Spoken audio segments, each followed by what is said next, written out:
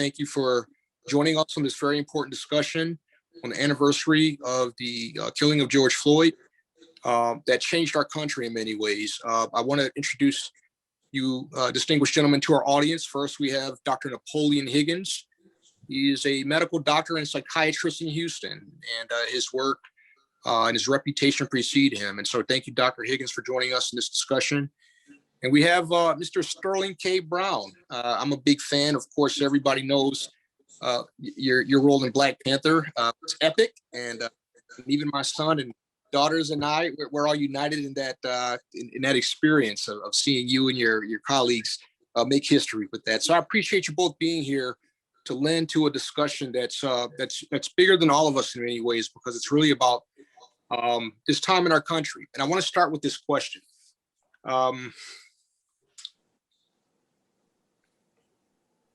What has changed for Black people in the past year, in your opinion? A lot has happened. And of course, post George Floyd, we've seen many things, but what has changed for Black people in particular this past year? Dr. Higgins, we'll start with you, sir. Please. Well, I would say obviously a lot has happened, with the COVID-19 pandemic hitting. And then, of course, with George Floyd and Breonna Taylor and Ahmaud Arbery, how those all hit at the same time while we were all at home. We were all at home watching television, worried about the pandemic, and we're glued to the television. And then these set of events occur. Then, of course, the passing of Brother George Floyd, who's a native Houstonian, just as myself am. And that impact on the world, I think, has set things into play that were already there. We had already been discussing it, but because we were all glued to the televisions and sitting at home, it made us pay even more so direct attention. And so you now have more media engagement, more community engagement. You see the activists moving, and you see more people, not just Black people, but you're seeing many people of color who are being engaged as well. So all of these things kind of came into place. And to be honest with you, I can't even not mention just the start of this and much of this, even with the Black Panther movement, the Black Panther movement, the Black Panther movie, and the increased interest in just Black people themselves, with Kamala Harris and running on the presidential ticket as vice president. All of those things kind of came together at once and caused an explosion of interest, explosion of people paying attention. And honestly, I would say even as a mental health provider, I see more Black people paying attention to their mental health and even wanting to understand themselves and their history even more so now than what I've seen before. That's beautifully said.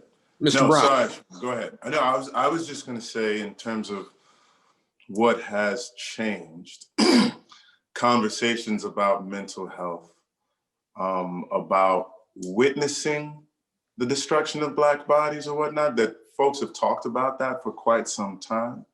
And then sort of regulating what's the appropriate amount to take in terms of being knowledgeable about what's transpiring in the country, and when are the times in which I have to actually sort of protect my soul a little bit and say, right now is not the time for me to bear witness to this. I know it's transpiring, but I don't necessarily need to see it. There was, and there is, we are in the midst of a movement in which there is a level of attention to Black Lives Matter that is unprecedented, specifically because what Dr. Higgins said, the concentrated attention that we had as a world by virtue of a pandemic, where people could pay attention. Because naively, in my mind, I was thinking while we were dealing with one ill, that like the illness of racism would be paused on. And then, like you said, those three in a row, Ahmaud Arbery, Breonna Taylor, George Floyd, and I was like, no, it's not stopping, it's still happening.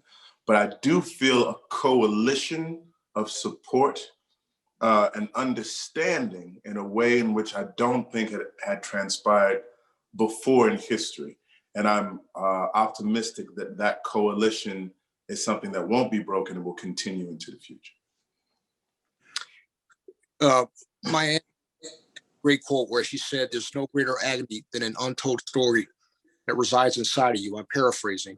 And having to get that story out was important to healing. And we saw this week where Viola Ford Fletcher, who was 7 years old during the Tulsa massacre, she's 107 years old today, testified before Congress about the idea of reparations and what it meant to be somebody who lived through that time. She got to tell the story. She got to tell the story of Tulsa, but there was also Slocum, Springfield, Chicago, Rosewood, Ketcher, all these other massacres where we don't hear about them that were contained within her story. So maybe in this time, and maybe because of movies like Black Panther, it brings out a boldness in people who are holding things inside that needed to get out. And hopefully that's a pathway to heal. I'm almost 50 years old, and my father died at the hands of a police shooting when I was a year old. And it took me this long to reconcile that within myself as somebody who saw the results of that, the downstream consequences. Yeah. But what's it been like for you two? Well, I mean, Sterling, you're an actor. Dr. Higgins, you're a physician. But I want to talk about you two as men in the skin you're in. What has it been like for you, Sterling, this past year? It's been like this. You know what I mean? Trying to find a way, first of all, being deprived of community by virtue of isolation was something that had a tremendous impact almost immediately. You know, we're social creatures. We are designed to be in interaction with one another. Physical touch is important. And to not be able to hug people, to shake their hands, to greet them with love was something that I found immediately missing from my life, right? I'm thankful that I got a chance to be with my wife and my kids and whatnot. And I can only imagine what that process was like for people who were living by themselves. It was a journey to find balance, to find equilibrium in terms of spiritual, physical, and mental acuity, like trying to find a way to do something on a daily basis that gave you a sense of purpose and forward momentum. Because there was a few days there, Sherman, I'll be perfectly honest with you, where you go 3 or 4 days without taking a shower and you're like, I'm still okay. And you're like, bro, you're not okay. Like, take your butt to the shower, figure out something to do a few push-ups and sit-ups and make it a necessary sort of activity. But it was also a time of resourcefulness. Getting on FaceTime or Marco Polo, on Facebook Messenger, whatever the means was, so that I could see the people that I loved, so that I could see my community virtually, if not in person. Seeing friends from Stanford more on a screen than I did all year, the year previous. So that was a blessing in and of itself. It was also a forced sort of moment of like, now is the time to take stock of what's good in life. And thankfully, I have a wife of 15 years who is great. I have 2 boys who are wonderful. And normally my life is like this. And the universe said, just sit still and take stock of what is good right now. And thankfully, I had some things to be thankful for. And I know you're younger than me because I have no idea what Marco Polo is. So I'm not to that. Dr. Higgins, you're a healer. You're used to being the one people turn to find healing. And you yourself are also a human being. What's it been like for you as somebody who has had to heal others? How have you dealt with your own sanity and self-care over the past year? Well, it's been difficult. I'm impacted just like everyone else. I'm trained to treat other people's pain, but the fact is that I pain as well, and by no means can I avoid my own pains. By looking at the issue with George Floyd, it actually gave me a flashback to something that I had never talked about before. With just about anyone, was once I was pulled over by the police because they were looking for a older model burgundy car. My car was old and it was gray. And the police pulled up behind me. I got out the car. He was yelling, putting my hands up that I have a gun in the car, while he was crouched behind his door with a shotgun pointed directly at me. Now, the question is, as a Black man at the time, I would have been about 19, 20, very good student, probably a 4.0 that semester, pre-medical student. But at the time, I am a Black man being approached by a police officer with his gun out who seems to be afraid. So, and that trauma, is something that I held back. And then all of a sudden you see it on front page. And now all of a sudden it comes up and having to deal with that. And, and using this as a platform as well as others as a catharsis of the trauma that we go through even till this day. So the point is, you got to, as stated, you've got to make sure that you protect yourself. Some things you don't need to hear it all and see it all. I know for myself, after a while, when I would look at brother George Floyd on the ground like that, I started becoming nauseous. You know, I just couldn't take it anymore. Or people will say, hey, there's a great podcast on X, or there's a great movie on Y. And I'm like, well, right now, I'm not in the mental frame to be hearing that right now.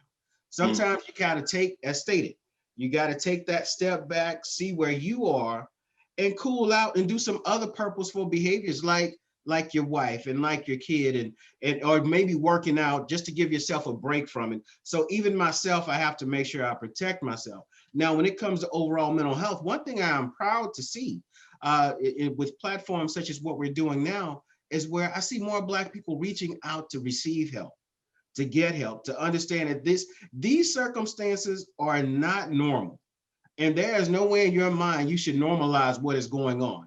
Between the pandemic, George Floyd, or the sister with Tulsa, this 107-year-old sister who's finally telling the story, who's lived long enough to tell that story. I know for myself, I was just reading this family history. My mom passed away a few years ago. And I was going through some papers of the family reunion, how we had would have been my great-great-great-grandmother went from South Carolina to Oklahoma as a Native American. Well, it never computed to me that travel may have been the Trail of Tears, where we made women and children and old people just take what they had and walk themselves halfway across a continent to Oklahoma, where just a few years later, less than 100 years later, they end up bombing the place. Same people got bombed. So these issues are going on, and we have to now take account and realize it does take a toll, and we must speak these stories the truth so our children can know, because these same things, sadly, the last bombing that we had of a city was in 1989 in Philadelphia with another group of Black people. Yeah. So to believe that this cannot happen again would be a falsehood, but we have to stay steady on the march. But realize, as Nipsey Hussle has it on his logo, it's a marathon. It's not a sprint. And sometimes you got to take a step back to decompress, to inhale, to see the good that is around you, and stay there for a little while before jumping back in there. And that's okay as well. Amen. Amen. And Dr. Higgins, you said it's a good thing that there are a lot more people seeking therapy. A lot of men, especially, are recognizing they need help. But I think some are still not showing up in their authentic self with the full range of emotions because of what happened. And part of that reason, at least in my experience, is because the gold standard in the community, as I've experienced it, has been hypermasculinity, and this idea that it's not okay to cry. It's not okay to have that full range of emotion, especially when you add in all the triggers and accelerants in the system that require you to harden and callous against what's going on. In many ways, I guess that's a form of resilience, but in other ways, it can have diminishing returns. And I want to ask you about how this has either helped us as a community and maybe society as a whole, Dr. Higgins, become more resilient. And what are the upsides and downsides to that resilience that has resulted from what's happened? Well, when you look at the issue of resilience, it's not the lack of pain, it's the ability to work through the pain and continue to move forward in life. And I think that's a bad thing that we've taught to our people, which honestly, I believe comes from slavery. And when I say they're referring to that we don't feel pain, we don't hurt, we don't cry, the myth of the strong Black woman and the strong Black man, as if we're some sort of animal, some domesticated animal, some sort of mule who does not feel pain. Well, the fact is that no, we've got to move past that. We do have pains. We are human. We feel, we hurt. We are made in the image of God, and God feels love. God feels hurt. God feels pain. So the fact is, we've got to get out of the mentality that we're going to ignore the problem and jump into mentality of we're going to do something about the problem, and no longer allow our oppressor to make us believe as if we cannot reach out. And so that shame that comes from not owning your body, your wife not owning her body, you not being able to own your kids, causes you to go into a callousness to try to protect yourself from the pain, but realizing that we've got to step through that. We've got to step into our own and step into getting some help for ourselves. Yeah, if I may, real quick, Sherman, like I'm playing Randall Pearson on This Is Us. I'm really proud of the idea of showing a character, a Black man, who is coming to terms with the recognition that there is strength in vulnerability, that in allowing other people in to help you through difficult times in your life is not the admonition or admission of weakness in and of itself. It's like, I need help, and it's okay for me to ask for that help. And I think in our communities, like you and the good doctor were just saying, there's this idea that we can take on anything, and you have to build yourself up and make yourself so strong that you don't allow anything in, and stuff just winds up getting pushed down and sort of internalized in a way that can be to your detriment.